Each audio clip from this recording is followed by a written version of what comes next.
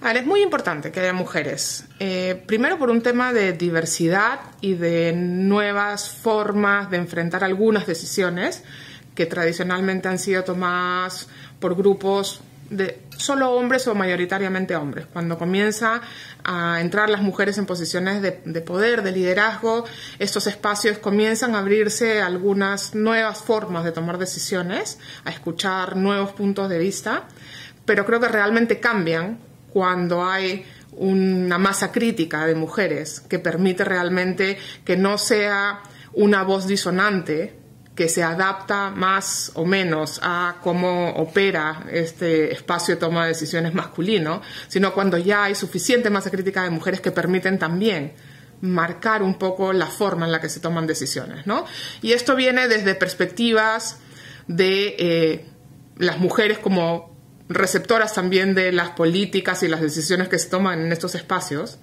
pero también desde los criterios que se toman en cuenta a la hora de tomar determinadas decisiones. Y yo creo que ahí hay un aporte fundamental. La lógica de pensamiento y de ideas que tienen estos colectivos femeninos, digamos, en posiciones de poder, altera realmente cómo se toman algunas decisiones, y yo creo que eso es buenas noticias.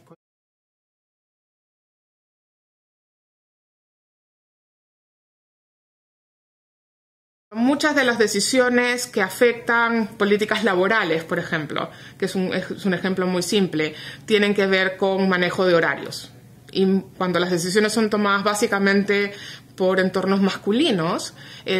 la hora del día no importa. Cuando son tomadas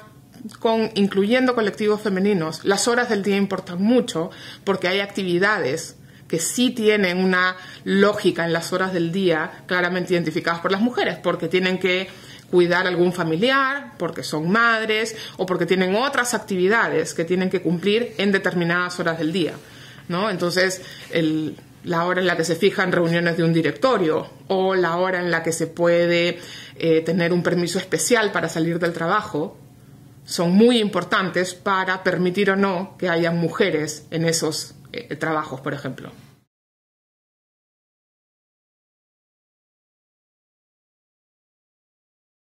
En general, los sectores públicos todavía están dominados por las reglas con las cuales fueron ideados y han estado siendo manejados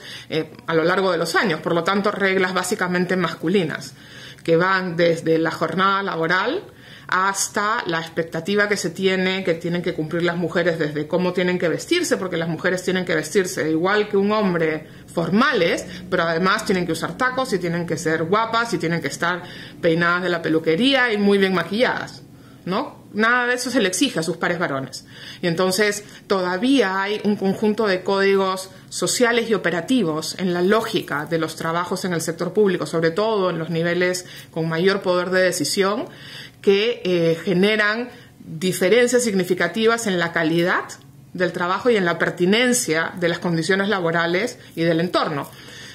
Uno puede entrar al sector público con la mejor disposición de hacer cambios, pero las estructuras son todavía bastante rígidas. Y entonces imponer cambios en el tipo de comunicación, por ejemplo, con los subalternos, en una posición de poder, tiene un claro efecto en cómo se genera el dinamismo del espacio de trabajo, y las mujeres tienden a tener maneras de comunicarse con sus subordinados distintas a las de los hombres, probablemente en muchos casos menos verticales, con algún interés más en generar una relación más familiar, más coloquial, ¿no? Que muchas veces es duramente criticada por los subalternos, sobre todo cuando son varones, pero además por tus pares,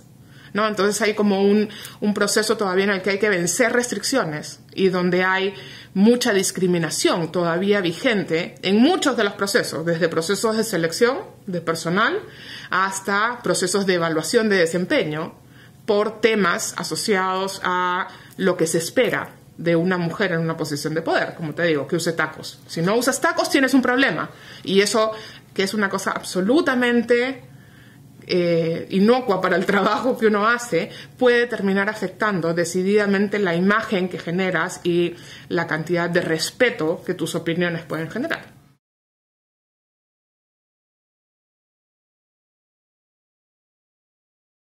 Hay varias cosas que se pueden hacer y varias cosas que son particularmente útiles. Primero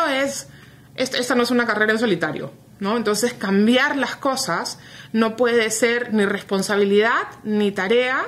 de una sola mujer que lo hace en solitario para sí misma, para su carrera, sino eso tiene que ser un esfuerzo más colectivo. Y aquí por eso importa la escala, ¿no? Y el no estar sola. Entonces es mucho más fácil cambiar estructuras cuando tienes una masa crítica mínima de mujeres en una situación de poder que comparten un problema, enfrentan una restricción de la misma manera.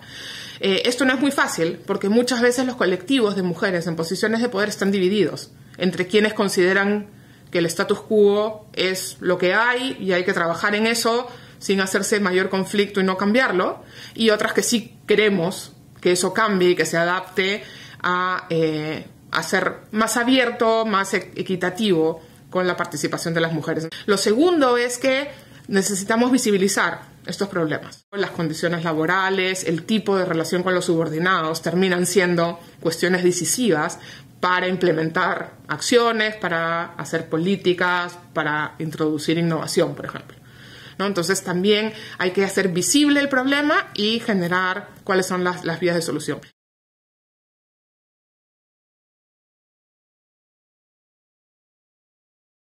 Su primer valor, generar un espacio en el cual puedas construir este colectivo, ¿no? Más virtual, porque además esto sucede en distintos países del mundo y de la región sobre todo, donde puedas encontrar quien tiene enfrente este mismo problema y tiene ganas de cambiarlo, pero no sabe cómo, ¿no? Y entonces hay que compartir la frustración cuando uno encuentra la restricción, y eso es muy importante porque muchas veces se nos trata de decir que es un problema de nosotras que sufrimos la frustración, ¿no? Es tu culpa, ¿no? Eres tú la que está mal, no el sistema. Y entonces saber que no eres tú, sino que esto le sucede a muchas personas es muy importante. Y lo segundo es la búsqueda de soluciones innovadoras, porque no se trata simplemente de pelear y decir está todo mal y hay que cambiarlo, sino de encontrar la manera más efectiva de cambiarlo, que no tenga que ser totalmente disruptivo, pero que sea suficientemente disruptivo para que suceda algo y para que cambien las cosas, ¿no? Entonces yo creo que hay el espacio de socialización de los problemas, el sentirse acompañada, también el espacio de búsqueda de soluciones, pero además el encontrar mujeres que han logrado avanzar en esta tarea, encontrar mujeres a quienes preguntar qué hicieron en determinada circunstancia, cómo enfrentaron una situación, mujeres que te demuestren que sí es posible hacer cambios, que sí hay un impacto positivo, por ejemplo, en la calidad de las políticas que estás afectando por el hecho de haber tenido un proceso de toma de decisiones distinto, donde valoraste cosas que traía un colectivo de mujeres versus solamente tener un colectivo de varones decidiendo. Y ese espacio, esa suerte de mentoría y de identificar estos perfiles que sí han logrado avanzar en esto, te mantiene en la lucha, te mantiene en la idea de que sí se pueden lograr cambios y que mientras más de estos cambios logremos, le estamos facilitando la vida a más mujeres que van a venir también a tomar esas posiciones de poder.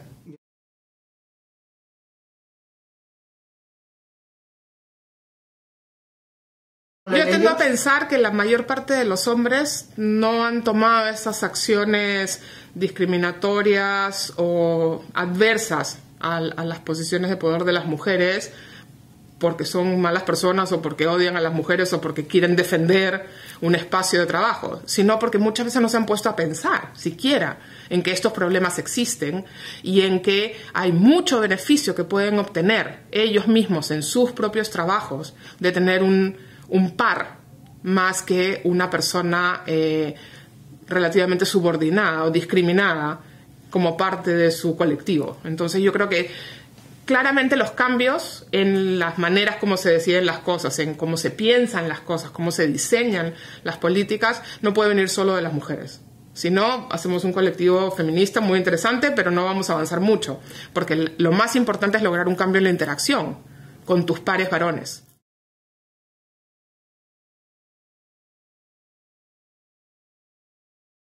Para las mujeres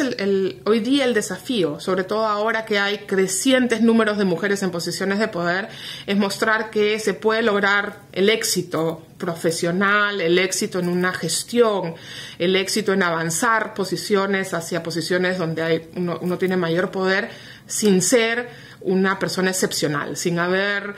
tenido un don natural para lograr avanzar a esto, sino que es parte de lo que se puede conseguir trabajando duro, como cualquiera, pero adaptando el mundo del trabajo y conciliándolo con el mundo privado.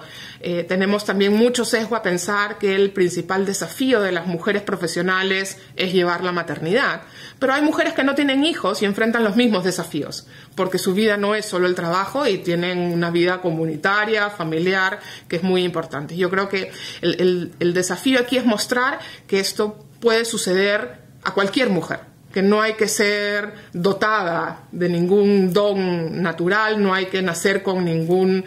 premio en la vida, sino que hay que tener claro a dónde uno quiere ir y que es posible llegar allá sin hacer estos sacrificios enormes en contra o de la familia o de la vida personal para lograr el éxito en el trabajo. Tenemos que mostrar que las mujeres pueden ser exitosas siendo normales.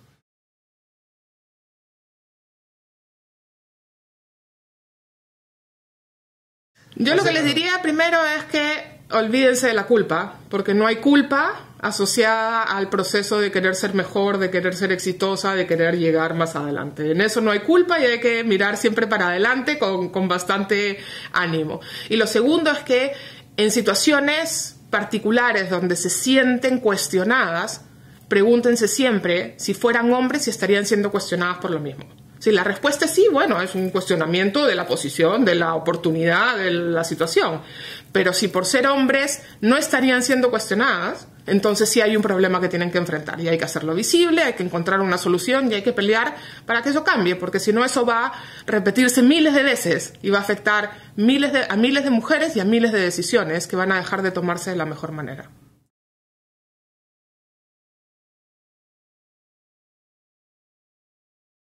Creo que son mucho más fáciles ahora porque además tenemos más espacio, ¿no? Hace 20 años era un éxito encontrar una o dos mujeres en un gabinete de ministros en un país latinoamericano. Hoy día tenemos 6, 7, incluso tenemos gabinetes paritarios. Entonces yo creo que ya eso te marca una diferencia, pero todavía necesitamos asegurar que las mujeres que llegan a estas posiciones de poder no actúen como hombres para llegar a esas posiciones de poder, que puedan llegar siendo mujeres y siendo mujeres normales, no supermujeres.